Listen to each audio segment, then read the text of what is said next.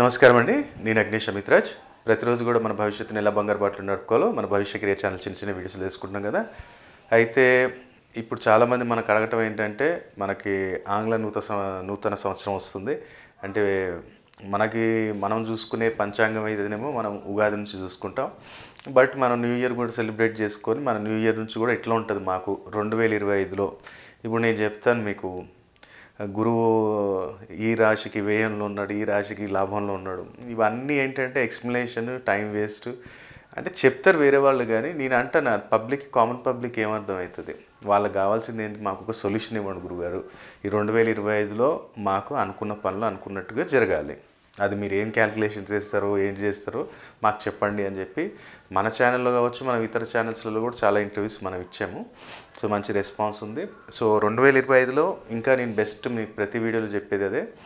Date of birth time ఉంటే ఒకసారి మంచి ఎక్స్పర్ట్ని కలిసి ఈ సంవత్సరం మనం తీసుకోవాల్సిన ఇంకా డెప్త్ రెమెడీస్ కావచ్చు, స్టోన్స్ కావచ్చు, ఏదైనా వస్తువులు కావచ్చు, అవి మనం తెలుసుకొని పూర్తిగా మనం అవి స్థాపన చేసుకుంటే చాలా బాగుంటుంది.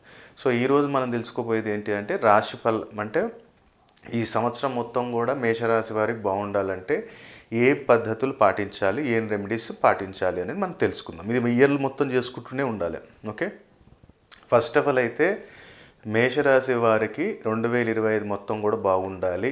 అలాగే ఫస్ట్ ఆఫ్ ఆల్ అయితే అందరికి కావాల్సింది ఏంటిది? ఆరోగ్యం.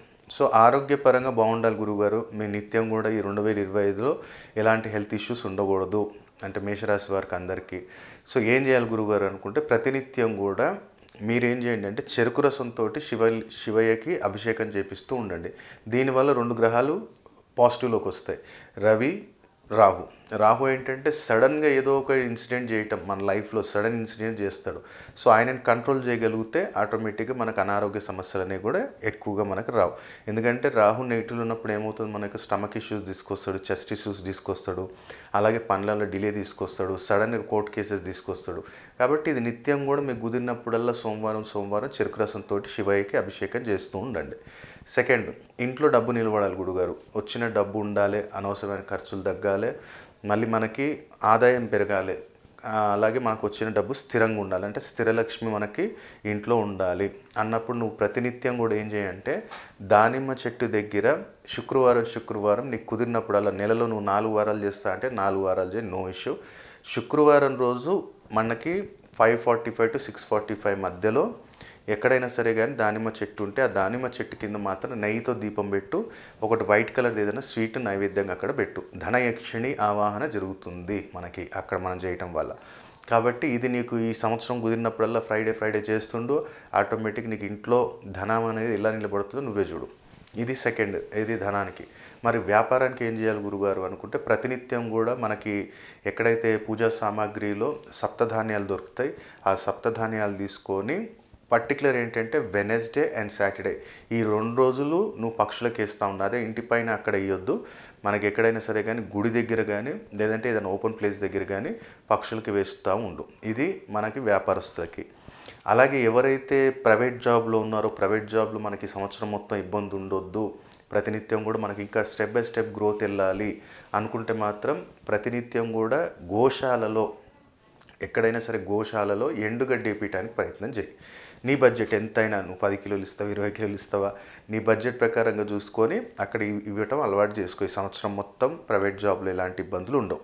అలాగే ఒకవేళ గవర్నమెంట్ సెక్టార్లో ఉన్నాము, గవర్నమెంట్ జాబ్లో ఎలాంటి ఇబ్బందులు ఉండొద్దు అనుకుంటే ఒకటి, దగ్గరలో ఎక్కడైనా సరే కానివ్వండి గవర్నమెంట్ స్కూలు, గవర్నమెంట్ చిన్నపిల్లలది అంటే ఫస్ట్ 1 to 5, 1 నుంచి 5వ క్లాస్ వరకు పిల్లలది ఏదైనా గవర్నమెంట్ స్కూల్ ఉంటే అక్కడ వాళ్ళకి ఏదో ఒక టిప్ ఇవ్వండి. వాళ్ళకి ఏదైనా రాసేది కానీ తుడిపేది కానీ అంటే ఇరేజర్ కావచ్చు, లేదనుకుంటే పెన్సిల్స్ కావచ్చు, ఈవెన్ షార్ప్నర్ కానీ ఇలాంటివి ఏదైనా ఇప్పియండి.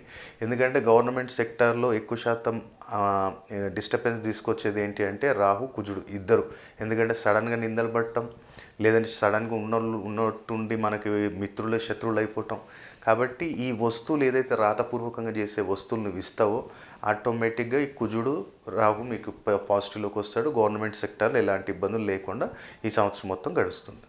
ఎవరైతే విదేశీయానం వెళ్ళాలనుకుంటున్నారో వాళ్ళు ఏం చేయండి అంటే ప్రతి బుధవారము, శనివారము కొంచెం పాలకూర, కొంచెం కీర, ఒక కీర ముక్క, కొంచెం పాలకూర గోమాతకు పెట్టండి వెనస్డే అండ్ సాటర్డే. ఒకవేళ నేను వెళ్ళిపోయాను గురుగారు ఇక్కడ నుంచి అంటే మమ్మీ నువ్వు వెళ్ళిపోయిన తర్వాత మమ్మీకి కానీ డాడీకి కానీ చెప్పి వెళ్ళు. నెలలో ఒక బుధవారం ఒక శనివారం పెట్టమను. కొంచెం ఇంత ముక్క కీర, ఇంత కొంచెం పాలకూర, ఒక కట్ట పాలకూర తీసుకెళ్ళు. ఆటోమేటిక్గా ఏమవుతుందంటే ఇక్కడ బుధుడు శని యొక్క బలం పెరుగుతుంది. పాలకూర ఎప్పుడైతే నువ్వు ఒక కీర పెడతావో నీకు బుధుడు బలం పెరిగిందా, అబ్రాడ్లో ఎడ్యుకేషన్కి వెళ్తున్నావా, జాబ్కి వెళ్తున్నావా, దేంట్లో అయినా సరే కానీ మంచి యొక్క తొందరగా నీకు రికగ్నైజేషన్ తీసుకొస్తాడు. అలాగే శని మనం అబ్రాడ్ వెళ్ళాలంటే పైసలు కావద్దు, మరి మనం బ్యాంక్ బ్యాలెన్స్ చూపించాలి, టికెట్ పైసలు ఇవన్నీ చెప్పి. సో శని లేనిది డబ్బు ఎక్కడి నుంచి రాదు, శని ఉంటేనే మనీ వస్తుంది. కాబట్టి అదొకటి చేయండి, ప్రతినిత్యం చేస్తుండమని చెప్పండి మమ్మీ వాళ్ళని. లాస్ట్ వచ్చేసి ఎవరైతే వివాహ ప్రయత్నాలు చేస్తున్నారో మేషరాశి వారు, వాళ్ళు చేయవలసింది ఏంటంటే ప్రతినిత్యం కూడా మనకి దగ్గరలో ఎక్కడైనా శివాలయం ఉంది అంటే శివాలయంలో గంధము, అలాగే మనకి రోజ్ వాటర్, ఈ గంధము లేదంటే గంధంనే రోజ్ వాటర్ తోటి కలిపి శివయ్యకి అభిషేకం చేపియండి. అభిషేకం చేసిన తర్వాత బయటకు వచ్చిన తర్వాత ఎక్కడైతే మనకు రావి చెట్టు ఉంటుందో ఆ రావి చెట్టుకి ఏం చేయాలంటే వెళ్ళేటప్పుడు ఒక చిన్నది స్టీల్ది డబ్బా ఒకటి తీసుకోండి, దాంట్లో వాటర్ నింపండి, దాంట్లో చిన్న బెల్లం ముక్కేయండి, వేసేసి ఆ యొక్క చెట్టు దగ్గర నుంచొని గురువు శని ఇద్దరిని అనుగ్రహాన్ని తెలియక ఏమైనా తప్పులు జరిగి ఉంటే తండ్రి నా బిడ్డకి కావచ్చు, నా చెల్లెకి కావచ్చు, నా అన్నకు కావచ్చు మంచి సంబంధం రావాలి, అతి శీఘ్రంగా వివాహ యోగం అనేది ఏర్పడాలి అని చెప్పి గురువు శనిని అక్కడ కోరుకొని ఒక 8 ప్రదక్షిణాలు చేసి అక్కడ మట్టి ఏదైతే పచ్చిగా అవుతుందో అది నుదుటి మీద ధారణ చేయి. ఎవరికైతే వివాహం జరగట్లేదో వాళ్ళు చేస్తే ఇంకా ఎక్సలెంట్ రిజల్ట్ అనేది ఉంటుంది. ఈ సంవత్సరం 2025లో చేస్తూ ఉండండి. మ్యారేజ్ అయిపోయింది అంటే ఆఫ్ చేయొచ్చు ఇది. కాకపోతే మ్యారేజ్ అయిన తర్వాత మళ్ళీ ఏం చేయాలి గురుగారు అంటే అది ఒకవేళ మీ డేట్ ఆఫ్ బర్త్ టైం ఉంటే ఒకసారి కలవండి. కలిసినట్టయితే అప్పుడు మనం ఇంకా డీటెయిల్డ్గా ఎక్స్ప్లెయిన్ చేసి వాళ్ళకి ఏంటిది పరిస్థితి ఎలా ఉంటుంది అనేది మనం ఎక్స్ప్లెయిన్ చేస్తాం. ఇప్పుడు చాలామంది కామన్ క్వశ్చన్ ఏంటంటే ఇప్పుడు ఈ రెమెడీస్ అయితే ఇక్కడి వరకు మనం చెప్పాం. ఒక చిన్న ఎగ్జాంపుల్, ఇప్పుడు రీసెంట్లీ మనకి ఒక 5 months బ్యాక్ ఒక క్లయింట్ బెంగళూరు నుంచి, ఆయన పేర్లు నేను ఎప్పుడు చెప్పాం కానీ బెంగళూరు నుంచి ఒక క్లయింట్ వచ్చారు. ఇప్పుడు ఆయన ఏంటంటే ఎక్కడెక్కడో తిరిగాడు, ఏమేమో స్టోన్స్ వేసుకున్నాడు, ఒక్కొక్కటి ₹1,00,000 అంట, ₹1,50,000 అంట. నేను అన్నాను ఏమిటి సార్ ఎందుకు వేసుకోవాలి అంత కాస్ట్లీ అంటే, చెప్పారు సార్ ఇలా అయిపోతుంది అలా అయిపోతుంది, ఇన్ని రోజులలో అయిపోతుంది అన్ని రోజులు అవుతుంది అని చెప్పారు. అన్నీ పోయినాయి, 3 లక్షల దాకా నేను స్టోన్స్కి పెట్టా అన్నాడు.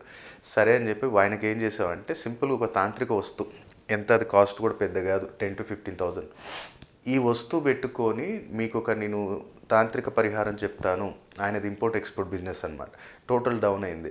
సో ఆయన ఏం చేశాడు, ఈ వస్తువు పెట్టుకొని ఒక చిన్న రెమెడీ, ఏంటిది అది, ఆ రెమెడీ ఏంటిది అంటే ప్రతి శుక్రవారం రోజు కొంచెం పనీర్ తీసుకొని దాన్ని చిన్న చిన్న పీసెస్ చేసి దాంట్లో కొంచెం లైట్గా నెయ్యి వేసేసి అది ఎక్కడైనా పక్షుల కన్నా పెట్టు, గోమాత కన్నా పెట్టు అని చెప్పాం.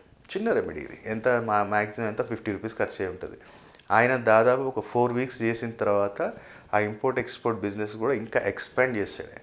ఆయన ఆశ్చర్యపోయాడు. ఇది ఒక 15,000, ఇది ఒక 500.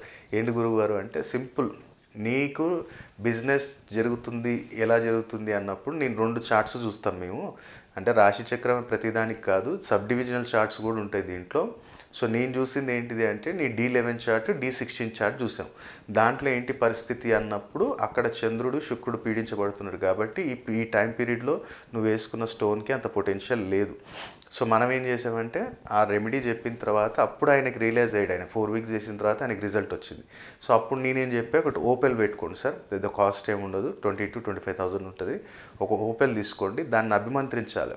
ఎలా అభిమంత్రించాలి అంటే ఆయనకి చెప్పా, మీరు చేసుకుంటారా అంటే చేసుకుంటాను. సో ఆయనకి ఏం చెప్పామంటే శుక్లపక్షంలో వచ్చే మొదటి గురువారం రోజు దగ్గరలో ఎక్కడైనా అరటి చెట్టు ఉంటే ఆ అరటి చెట్టు దగ్గరికి వెళ్ళిపోయి ఆ అరటి చెట్టు దగ్గర మొదల దగ్గరికి కొంచెం గుంత తీసి ఈ ఓపెల్ స్టోన్ ఏం చేయాలంటే ఒక తమలపాకులో పెట్టేసి ఆ తమలపాకులో దాన్ని ఎర్రదంగా దారంతో జుట్టేసి అక్కడ ఆ యొక్క చెట్టు దగ్గర భూస్థాపితం చేసి ఒక మంత్రం ఉంటుంది. ఆ మంత్రోపచారణ ఉత్తర దిశ అంటే దక్షిణాన్ని కూర్చుంటే ఉత్తరం చూసేటట్టు చూసి కూర్చొని ఇది ఒక 4 మాలలు చేయాలి, 108 లాగా. ఏదైతే మనకి స్ఫటికమాల ఉంటుందో దాని మీద ఒక 4 మాలలు చేయాలి మంత్రం అంటే ఆయన అన్నాడు, వామ్మో ఇవన్నీ నేనేడ చేస్తా గురుగారు, మీరే చేసి ఇవ్వండి. మళ్ళీ పర్టికులర్ నక్షత్రంలో మళ్ళీ సిల్లోనే పెట్టాలి, ఇది ఒక నక్షత్రంలో పర్టికులర్ ఫిట్ చేపియాలి. మనోళ్ళు ఉంటారు కాబట్టి అసిస్టెంట్ అన్నీ మనం జాగ్రత్తలు చెప్పి అది ఎప్పుడైతే రింగ్ది ఇట్లా రెడీ అవుతుందో ఆ ముహూర్తంలో పర్టికులర్ నక్షత్రం వచ్చిన రోజు స్టోన్ పంపిస్తాం. సో అదంతా చేసి ఇచ్చిన తర్వాత ఇవాళకి ఆయన దాదాపు నాకు తెలిసి ఒక 30-35 మందిని పంపించుంటాడు. అంటే మనము అన్ని ప్రాసెస్ చేసుకుంటూ వెళ్తాం. నేమ్ కరెక్షన్ కానీ, స్టోన్స్ కానీ, రెమెడీస్ కానీ, ఏదైనా తాంత్రిక వస్తువులు కానీ, ఇవన్నీ కూడా వాళ్ళకి లైఫ్ టైం సక్సెస్ ఉండేటట్టు సెట్ చేస్తాం. కాబట్టి బెంగళూరు నుంచి ఇప్పటిదాకా ఎంతోమంది ఆయన పంపించాడు, మంచి సక్సెస్ రేట్ అనేది ఉంది బాగా. కాబట్టి మీరు కూడా టైం తీసుకొని ప్రాపర్ అపాయింట్మెంట్ తీసుకొని కలిసినట్టయితే ఇంకా డెప్త్ అనలైజేషన్ ఉంటాయి, ఇంకా సబ్ డివిజన్ చార్ట్స్ ఇంకా చాలా ఉంటాయి. వాటిని అనలైజ్ చేసి మీకు లైఫ్ టైం రెమెడీస్ చెప్పడం జరుగుతుంది. కాబట్టి మేషరాశి వారు 2025లో ఈ పరిహారాలు చేసి లాభాన్ని పొందాలని కోరుకుంటున్నాను.